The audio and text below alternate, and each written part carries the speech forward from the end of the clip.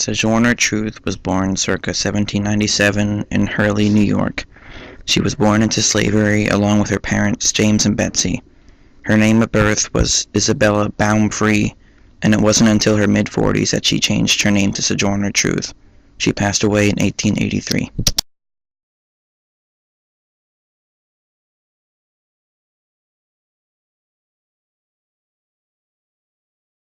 She became known for her powerful speaking while at church, and even though she never learned to read or write, she was still very good at speeches. Shown here is the only known example of her signature.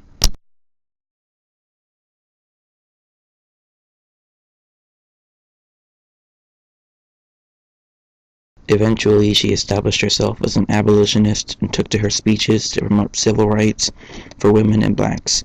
Her most famous speech is called "Ain't I a Woman?" She was so influential in doing so that today many memorials have been constructed dedicated to her life and work. Well, children, where there is so much racket, there must be something out of kilter. I think that betwixt niggers of the South and the women at the North, all talking about rights, the white man will be in a fix pretty soon. But what's all this here talking about? That man over there say that women needs to be helped into carriages and lifted over ditches and to have the best place everywhere. But nobody ever helps me into carriages or over mud puddles or gives me any best place. And ain't I a woman? Now, look at my arm. I have plowed and planted and gathered unto barns, and no man could head me. And ain't I a woman?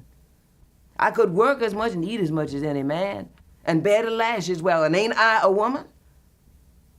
Now, I have borne 13 children, and seen most all of them sold off to slavery. And when I cried out with my mother's grief, none but Jesus heard me. And ain't I a woman? Then it talks about with this thing in the head, what's this they call it?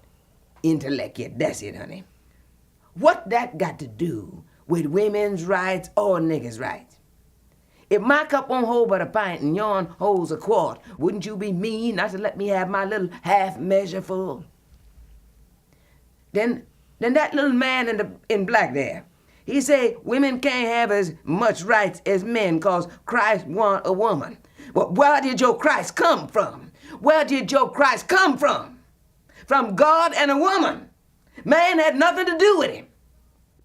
If the first woman God ever made was strong enough to turn the world upside down all alone, these women together ought to be able to turn it back and get it right side up again. And now they is asking to do it, the men better let them.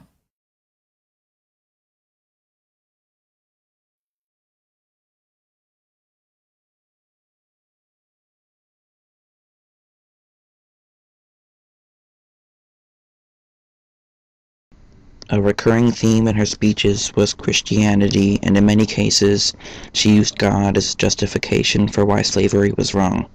In fact, she even said that God himself told her to change her name to Sojourner Truth. She once met with President Abraham Lincoln, who was very impressed with her activism. In 1850, she wrote her book called The Narrative of Sojourner Truth, a Northern Slave. It was privately published by another famous abolitionist, William Lloyd Garrison, who was very impressed with the novel. Thanks not only to Sojourner Truth, but to other abolitionists like her, and also those fighting for the Union during the Civil War, slavery was finally emancipated in April 1865. However, it took much longer for women's and blacks' rights to be fully recognized in the U.S., but eventually in the 20th century, everybody was treated equal, and that is the same today and probably will be forever. Truth was successful in changing American society.